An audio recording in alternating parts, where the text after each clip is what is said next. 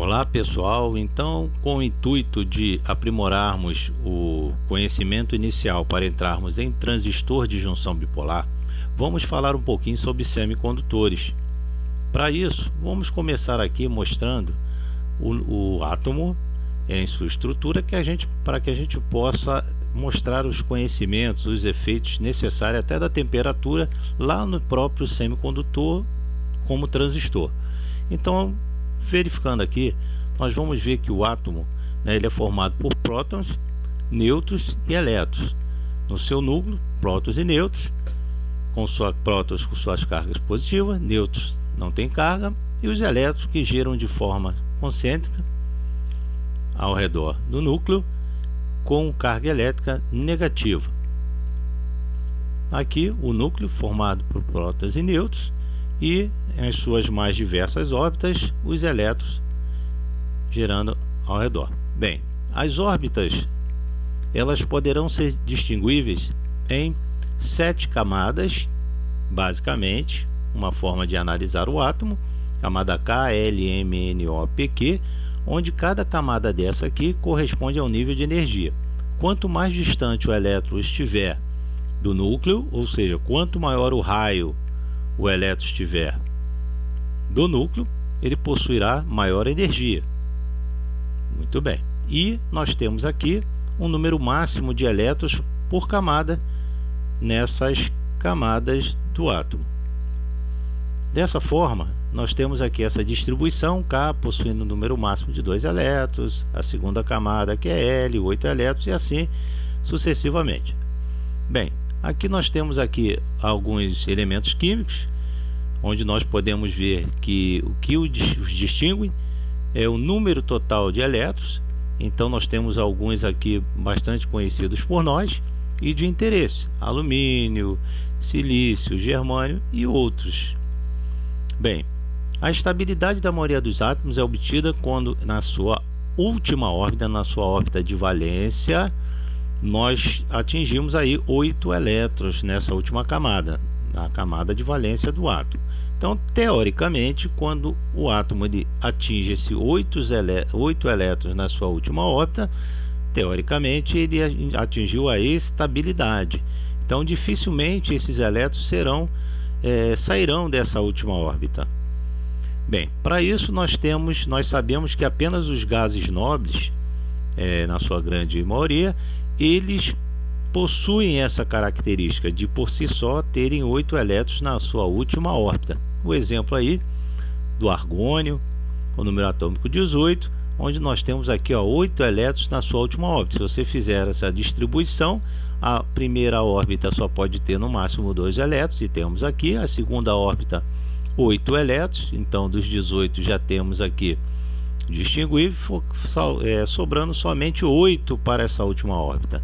Então ele está estabilizado dessa forma. Da mesma forma, o criptônio também tendo aqui na sua última órbita 8 elétrons. Bem, estabilidade dos átomos, né? Na maioria dos átomos não atinge a estabilidade sozinha, por isso precisam se unir a outros, cedendo ou recebendo, ou, claro, compartilhando elétrons. Para isso, nós podemos forçar duas formas de levarmos o elétron a possuir esses 8 elétrons na sua última órbita. Esses átomos a possuir os 8 elétrons na sua última órbita, que é o processo de eletrovalência e covalência. Na eletrovalência, nós vamos ver que os átomos eles vão ceder e receber definitivamente elétrons, de maneira que eles vão também se estabilizar com 8 elétrons na última órbita. Já na covalência, é o que mais nos interessa, nós verificaremos que os átomos eles vão compartilhar elétrons a fim de atingir a estabilidade. Então, o exemplo da eletrovalência, nós poderíamos citar aqui o sódio ou a sua composição, né? A molécula de cloreto de sódio, onde nós teríamos aqui o sódio com 1 elétron na sua última órbita e o cloro aqui com 7. Então, ao realizar essa ligação eletrovalente, nós vamos verificar que ambos aqui estariam vendo o que? 8 elétrons na sua última órbita. Então nós temos aqui o cloreto de sódio. Na covalência, que muito nos interessa, podemos dar o exemplo aqui do compartilhamento de elétrons através aqui dos 2 átomos de oxigênio e um de carbono, onde o oxigênio com seus 2 átomos na última órbita, tá aqui, ó, com seus 6 átomos na sua última órbita, e o carbono com 4. Ao realizarmos essa ligação covalente, ambos os átomos estariam vendo justamente 8 elétrons na sua última órbita, ou seja, na órbita de valência, né, que participa do processo químico, onde nós teríamos o dióxido de carbono. Então, esse processo de covalência, ele muito nos interessa nessa parte inicial do nosso estudo, até chegarmos lá nos transistores e todos os tipos de semicondutores em si, porque todos vão estar sendo formados por materiais basicamente com essas características. Bem, vamos falar um pouquinho sobre condutor, isolante e semicondutor, para que a gente possa entrar efetivamente no semicondutor. Os condutores, nós poderemos dizer e adiantar que são materiais formados por átomos cuja última camada, a camada de valência, está fracamente ligada ao núcleo.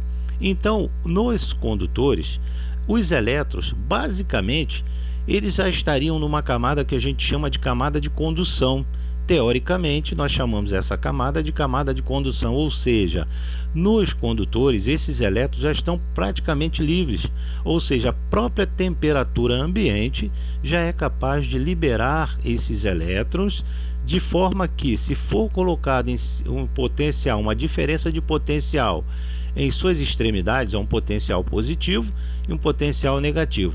Esse potencial positivo irá atrair esses elétrons aqui tranquilamente, porque basicamente no material condutor eles já estão praticamente soltos, né, pronto para conduzir, e assim criando o fluxo ordenado de elétrons, que é a corrente elétrica. Tá aí.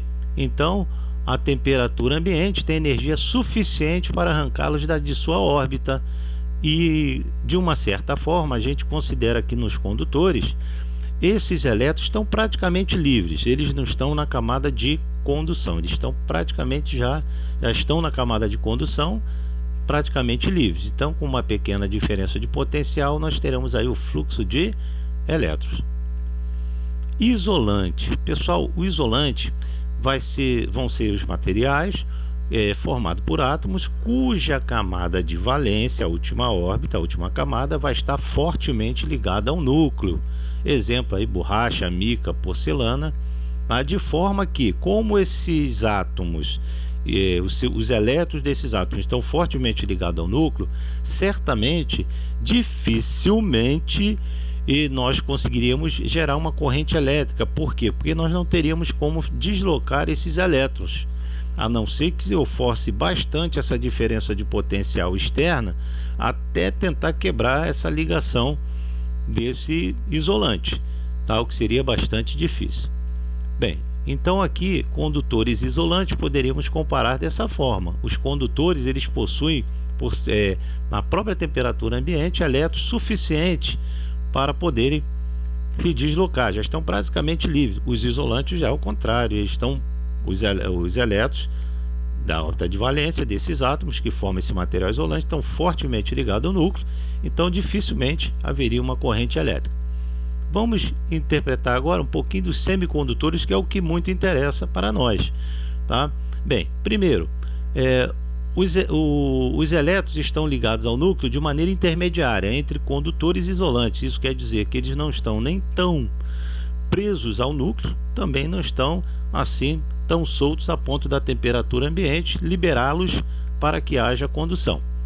E também esses semicondutores são materiais, para o nosso interesse, tetravalentes, ou seja, possuem 4 elétrons na sua órbita de valência. Aqui nós podemos dar um exemplo bem prático através desse gráfico, o que seria um condutor, isolante e semicondutor. Veja o condutor. Nós temos a camada de valência dos átomos, que é a última órbita, onde os elétrons precisam inserir uma energia muito pequena para poderem estar na camada de condução, ou seja, para poderem conduzir. Já o isolante, observe pelo gráfico que da camada de valência até a camada de condução seria preciso uma energia muito grande para que os elétrons saíssem da camada de valência e fossem para a camada de condução.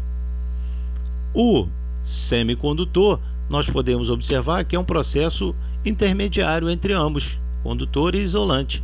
Então, nós não precisaríamos de uma energia, olha aqui, energia, né? Energia, de uma energia tão grande, mas também não estaria tão fracamente ligado na camada de valência esses elétrons, que precisaríamos sim de uma determinada energia para poder levá-los à camada de condução. Aqui nós temos algumas amostras de silício, germânio, o galho, muito utilizados nesse processo de formação de semicondutores. Tá? Vamos observar um pouquinho mais agora a estabilidade desses semicondutores através daquele processo de covalência, fazendo ligações covalentes. Veja aqui, para isso, vamos começar só mostrando um pouquinho alguns semicondutores interessantes para o nosso estudo. O silício, por exemplo, ele possui número atômico 14, onde a distribuição nós teríamos a primeira camada número máximo 2, então teríamos que preencher a segunda camada com 8 elétrons, é claro, sobrando 4 elétrons para a última órbita, então ele é tetravalente. Nós temos aí 4 elétrons na sua última órbita. Já o germânio também, mesma coisa, fazendo a sua distribuição, nós iríamos chegar com 4 elétrons na sua última órbita, onde também é muito utilizado na confecção de semicondutores. Bem, se nós pegarmos só átomos de silício como exemplo, vamos dar exemplo o silício, que é muito utilizado ainda hoje. Então, o silício como exemplo, se nós formarmos um cristal de silício, nós teríamos dentro de uma estrutura, dentro de uma ligação covalente, nós teríamos aqui um cristal semicondutor de silício. O que é isso? O silício aqui está dentro de uma estrutura covalente, onde a última órbita deles, ó, esse pontinho representa a última órbita do silício. Tá? Aqui, ó, esse silício, a última órbita, 4 elétrons. De forma que, ao realizar a ligação covalente com outros átomos de silício, vocês vão verificar que eles vão formar ligações covalentes, observando cada um deles 8 elétrons na sua última órbita. O que isso significa? Significa que eles estariam agora estáveis, estão estabilizados, porque agora eles passaram a ter cada um 8 elétrons na sua última órbita. Então, esse é o exemplo aí de um cristal semicondutor de silício.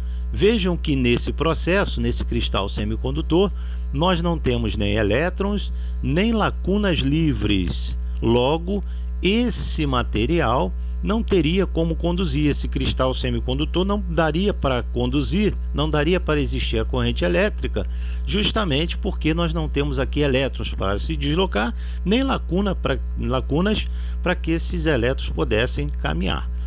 E essa estrutura cristalina formada aqui, em uma temperatura teoricamente a 0 graus, que seria menos 273 graus Celsius, você jamais conseguiria quebrar essa ligação. Por quê? Porque eles estão estáveis, estão fortemente ligados por uma ligação estável, por um processo de covalência. Bem, isso nos interessa. Agora, para que haja corrente, é necessário romper as ligações covalentes mediante o fornecimento de energia.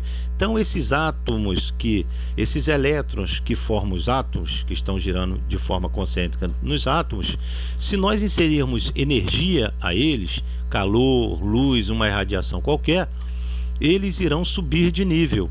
Então, se eu inserir uma energia, uma diferença de potencial, uma forma de energia nesse processo aqui, nesse material, a menos que ele esteja nessa temperatura, que é o 0 grau absoluto, se não estivesse em 0 grau absoluto, ao inserir energia aqui, poderia haver aqui a quebra de pouquíssimas ligações covalentes.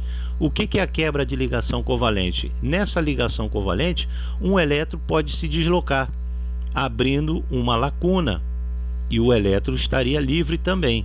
Então, quando eu vou inserir, por que isso? Porque quando eu vou inserir uma energia no átomo, os elétrons eles vão subir de nível. Subindo de nível, eles vão, se eles aqui estão na camada de valência, na última órbita, se subir de nível, aí eles vão para outro lugar, eles vão ficar basicamente livres. Esses elétrons estando livres, abriu aqui uma lacuna. Bem, agora vamos para isso aqui, ver justamente esse efeito do semicondutor, onde no semicondutor, vejam, vamos pegar esse primeiro exemplo. Se eu tenho um elétron aqui, se esse elétron for partícula negativa atraído por esse potencial positivo dessa fonte externa, esse elétron vai passar para essa lacuna até chegar nesse potencial da fonte externa. Mas quando esse elétron sai daqui e passa para essa lacuna, ele deixa aberta aqui uma outra lacuna, onde esse elétron irá passar para essa lacuna e abrindo também uma lacuna aqui. O que foi observado? Que as lacunas vão se abrindo em um sentido e os elétrons vão caminhando em outro sentido. Isso vai acontecer durante todo o processo.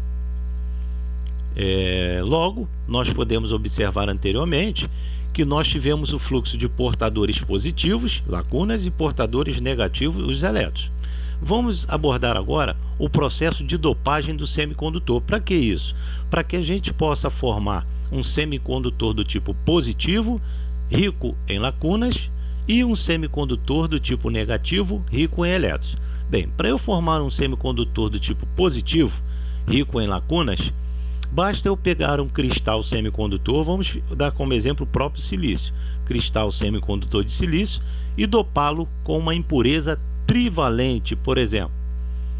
A impureza trivalente pode ser aqui o alumínio. O alumínio tem 1, 2, 3 elétrons na sua última órbita. De maneira que se eu dopar esse cristal semicondutor com alumínio, que é uma impureza trivalente, ao realizar a ligação covalente, a ligação covalente, vocês vão ver que vai ficar faltando elétron aqui, ó. Então esse material é um material que está faltando elétron, é um material que será rico em lacunas, próprio para receber elétrons, porque ele está rico em lacunas. Bem, então portadores nesse material positivo, rico em lacunas, logo nós temos majoritariamente lacunas, claro, e minoritariamente alguns elétrons. Por que isso? Porque esse material, quando você traz ele para a temperatura ambiente, a própria temperatura ambiente insere energia nesse material, em que causa a quebra de pouquíssimas ligações covalentes. Então, se existe a quebra de pouquíssimas ligações covalentes, quer dizer, um elétron ou outro dessas ligações, um elétron ou outro irá sair, ele vai abrir uma lacuna também. Então, aí irá surgir pares de elétron lacuna, mas em pouquíssimas quantidades. E no material tipo P, onde nós teremos mesmo, bastante lacunas. É o processo de dopagem aí. Agora, se eu quiser criar um material do tipo negativo, basta eu pegar, quer dizer, um material rico em elétrons, basta eu pegar esse cristal semicondutor, que pode ser de silício, de germânio, o que for, vamos dar um exemplo aqui de silício, esse cristal semicondutor de silício, e dopá-lo com uma impureza pentavalente. Está aqui o exemplo do arsênio, com 1, 2, 3, 4, 5 elétrons na sua última órbita. É claro que os semicondutores têm 4 elétrons na sua última órbita. Ao realizar essa ligação covalente, nós vamos observar que eles vão se agrupar, olha aqui, tudo se agrupando, mais 2 aqui, 2 aqui, 2 aqui, 2 aqui, e do arsênio sobrou aqui um elétron livre. Esse material aqui, milhões disso aqui, irão formar um material rico em elétrons livres. Observe que não tem lacunas aqui livre. O que nós temos são elétrons livres. Então esse material vai ser o material que majoritariamente ele vai ter elétrons livres e minoritariamente algumas lacunas. Então nós temos aqui, formamos o material P e o material N. O material P é um material positivo, rico em lacunas, e o material N, majoritariamente elétrons. E onde estão? Por que o material P ele deveria ter só lacunas, mas aqui eu tenho um ou outro elétron? Por quê? Porque devido à temperatura ambiente, algumas quebras de pouquíssimas ligações covalentes acontecem. Com isso, alguns elétrons e lacunas a mais aparecem. Então, por isso que esses elétrons estão aqui apresentados de forma minoritária.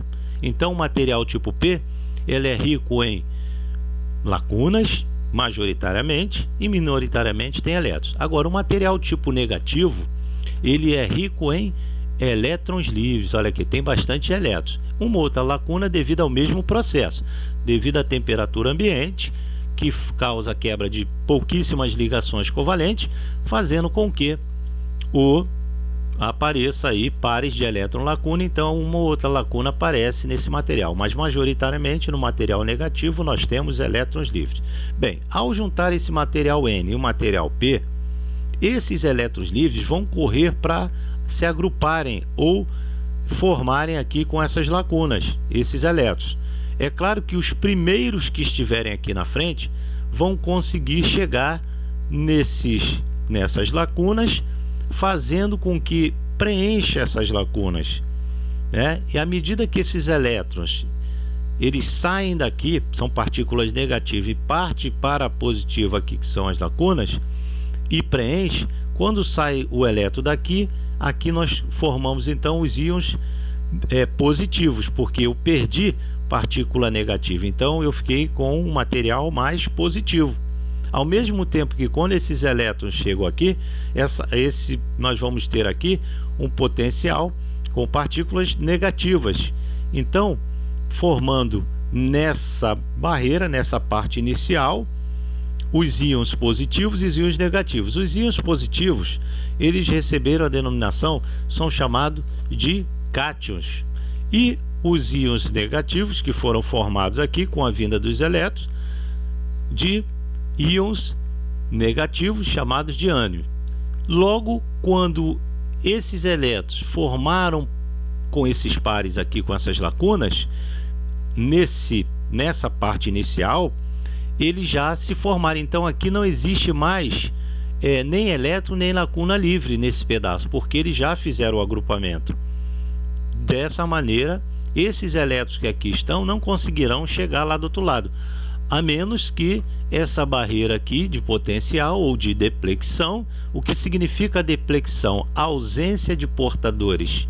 Nesse material aqui, nessa parte aqui, onde eu chamo de barreira, ela agora tem a ausência de portadores de corrente no semicondutor, que são quem são os portadores de corrente? Os elétrons e lacunas nos semicondutores são os portadores de corrente. Logo, se eu não tenho portador de corrente aqui, não tenho elétrons livres, não tenho mais lacunas, porque eles se juntaram logo aqui no início, impedindo que os demais conseguissem chegar. Então isso aqui é chamado de camada de deplexão, barreira de potencial. Para que haja corrente, para que esses elétrons cheguem a esse outro lado, é preciso que eu consiga quebrar essa barreira, essa camada de deplexão, tá? Se esse semicondutor tiver sido formado por silício, nós vamos conseguir quebrar esse potencial em torno de 0,6, 0,7 volts. Se esse material, o semicondutor, tiver sido usado germânio, certamente nós vamos conseguir vencer essa barreira com potencial menor, em torno de 0,2 a 0,3 volts. E aqui nós formamos então um material rico, aqui o ânion, íons positivos e os íons negativos, os cátions, onde nós temos aqui o catodo do nosso diodo e o anodo do nosso diodo.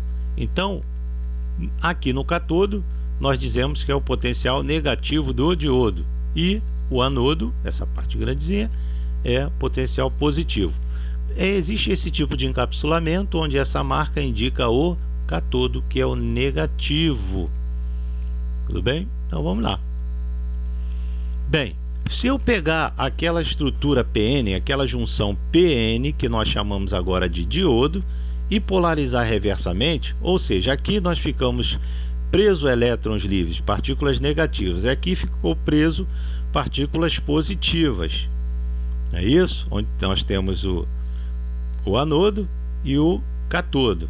Se eu polarizar reversamente essa junção, potencial positivo de uma fonte externa no catodo, que é o negativo do diodo, e um potencial negativo de uma fonte externa no positivo do diodo, ele está reversamente polarizado.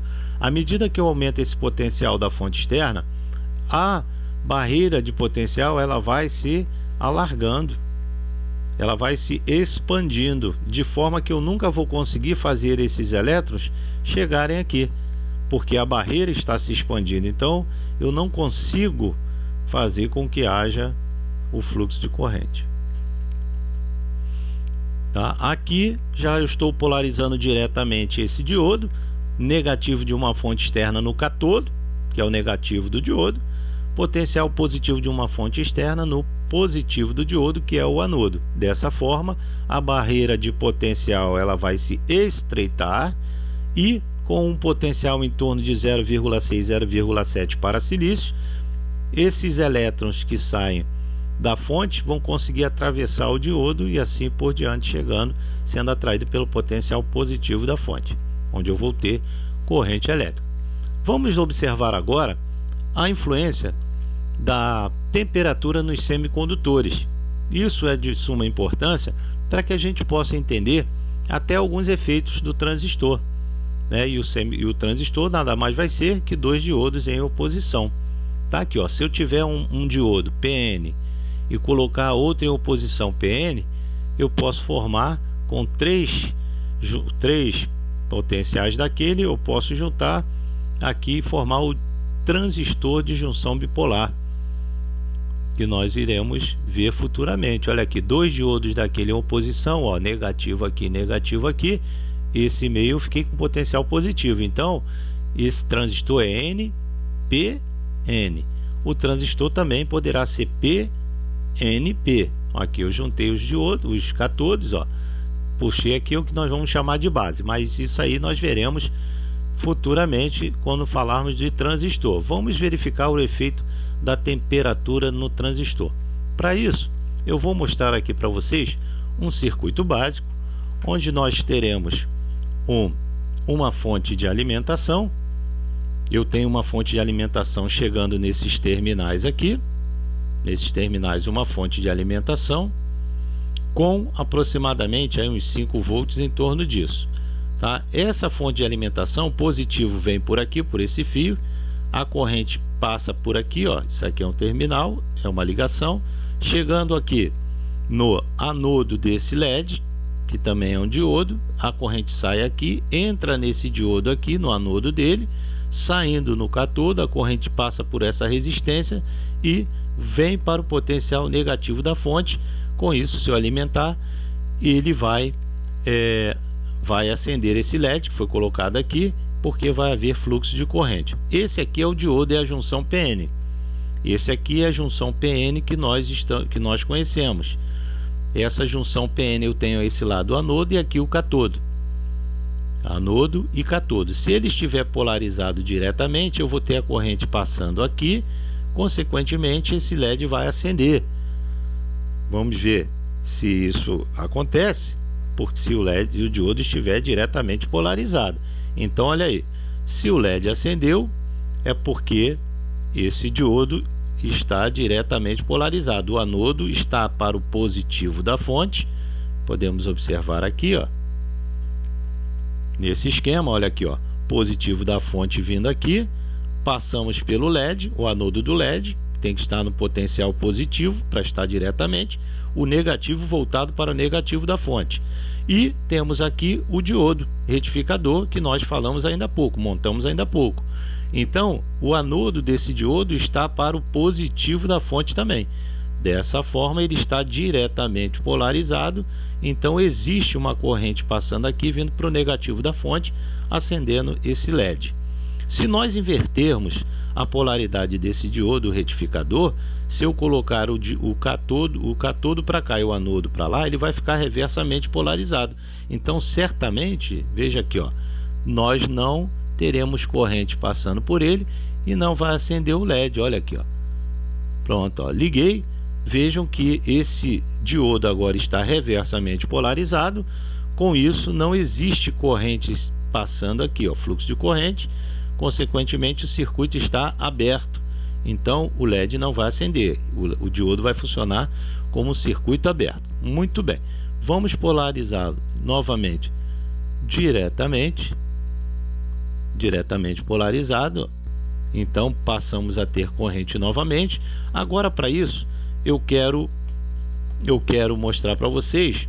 Veja aqui, nós estamos com uma fonte de 5 volts, tá? Isso aqui é uma fonte de 5 volts, chegando aqui, ó, positivo da fonte, negativo da fonte, corrente passando aqui, passa pelo anodo do LED, a corrente chega no anodo do diodo, que está diretamente polarizado, passa pela resistência, que é para limitar a corrente do circuito.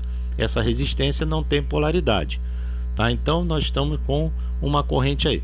Eu queria mostrar para vocês, então, queria que vocês observassem a queda de tensão em cima desse diodo retificador. Olha só, negativo para negativo da fonte. Vou pegar aqui, vou colocar um meu outro medidor aqui em paralelo com o nosso diodo retificador. Vou colocar em paralelo aqui. Então o que eu estou fazendo? Eu estou medindo aqui a tensão em cima desse diodo que nós acabamos de observar. Para isso, vocês vão verificar no multímetro. Olha esse multímetro aí, que está numa escala de tensão também, onde nós temos aqui, ó, 0,7 volts. Então a queda de tensão em cima desse diodo diretamente polarizado é 0,7 volts.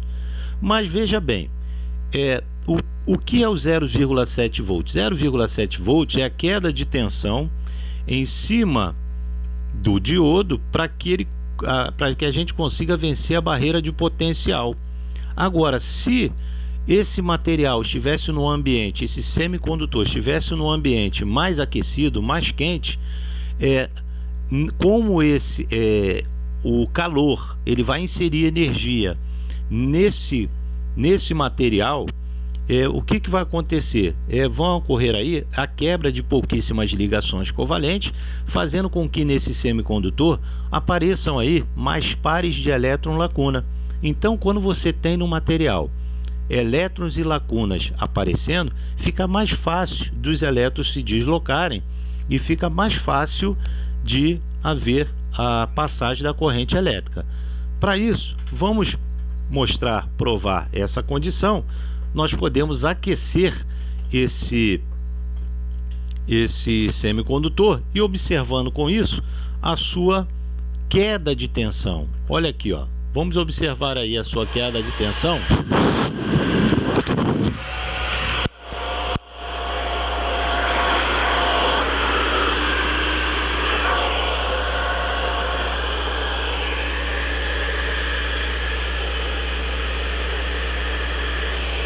Então nós estamos aquecendo o semicondutor.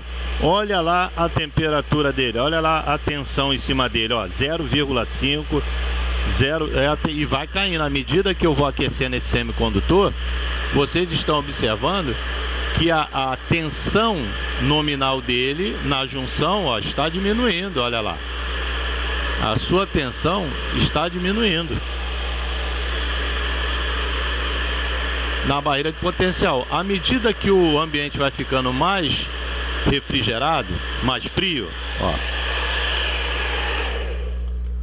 nós vamos ver que ele irá voltar à sua condição de barreira de potencial de 0,7 volts aos poucos, ó, porque ele ainda está muito quente. Olha aqui, o semicondutor está quente. Vocês estão vendo que gradativamente ele vai voltando à sua condição inicial, até ele retornar lá os seus 0,7 aproximadamente de condução.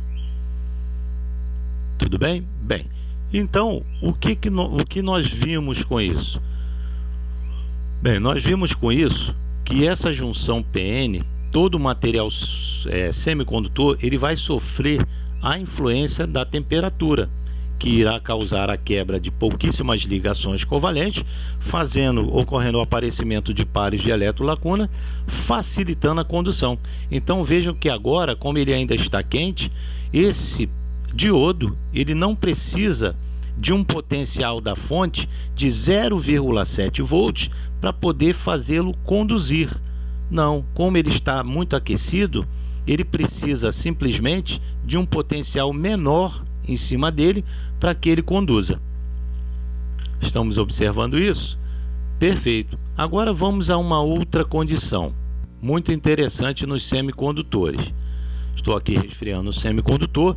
Veja bem, eu queria que vocês observassem agora a fonte de alimentação.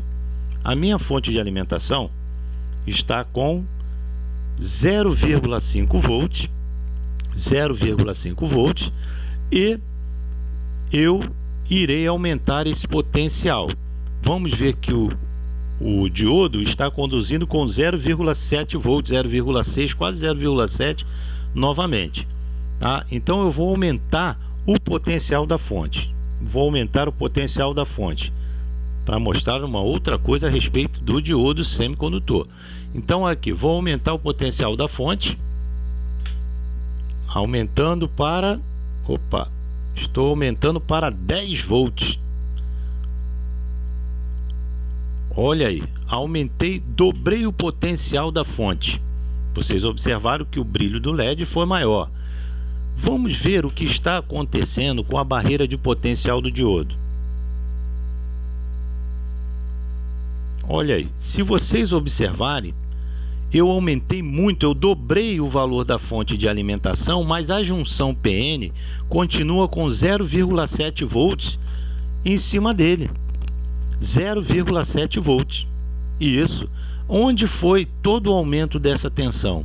Uma vez que o circuito série, a soma das quedas de tensões parciais vai ser igual à tensão total da fonte. Olha o que aconteceu agora, ó. Vejam, vamos aqui para esse pequeno esquema. Quando eu tinha 5 volts na fonte, eu tinha uma queda de tensão aproximadamente de 3 volts no LED e aqui 0,7 volts. 0,7 volts, eu tinha 3 volts no LED, 0,7 volts no diodo retificador. Isso porque eu tinha e no resistor eu teria o resto. Teria que ter o resto do potencial da fonte, que iria gerar aí em torno do seu total. Ou seja, a fonte, a tensão, como o circuito é série, a soma das quedas de tensões parciais tem que dar exatamente o potencial da fonte. Então, se eu tinha aí 5 volts menos os 0,7 do diodo retificador menos os 3 volts do LED, no resistor eu tinha aproximadamente 1,3 volts. Mas agora, isso porque eu tinha 5 volts de fonte. 5 volts de fonte. Eu coloquei a fonte agora, eu aumentei a fonte agora para o dobro. Eu estou com uma fonte agora de aproximadamente 10 volts. 10 volts. Né? Se nós observarmos aqui a fonte, nós vamos observar aqui o valor da fonte. Olha aqui, ó, 10 volts, olha só, dobrei o valor da fonte. Aí, 10 volts o valor da fonte. 10 volts. Ah, então vamos para o esquema aqui. Se eu aumentei o valor da fonte para 10 volts, o LED, como é um diodo, ele vai permanecer com 3 volts. O diodo retificador, isso que eu queria que você prestasse atenção, essa junção PN, ela não vai fugir dos 0,7 volts, ela vai continuar com 0,7, como vocês estão observando. Olha lá, 0,7. E isso quer dizer que agora todo o potencial restante vai estar em cima de quem? Do resistor, que agora, ao invés de estar com 1,3 volts, ele vai estar com 6,3 volts aproximadamente. Ok? Muito bem. Então essa conta poderá ser feita em sala de aula. Então, pessoal, isso aí foi a introdução para que a gente pudesse dar início ao nosso transistor de junção bipolar. Voltando então à influência, né, dos semicondutores, voltando ao nosso estudo, o que nós vamos estudar na próxima aula são os transistores de junção bipolar, que nada mais são do que esse material PN, agora em 3 camadas aqui, juntos, que nós iremos estudar. Veremos que o transistor tem a base, coletor e emissor, e a sua representação como diodo, ó, né, opostos aí. Está aqui a sua estrutura, o transistor, coletor, base, emissor.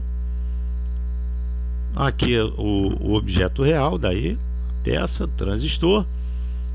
A queda de tensão nos terminais do transistor, vocês vão aprender que do coletor para emissor vai haver uma tensão, VCE, V de tensão, coletor, emissor, tensão entre coletor e emissor.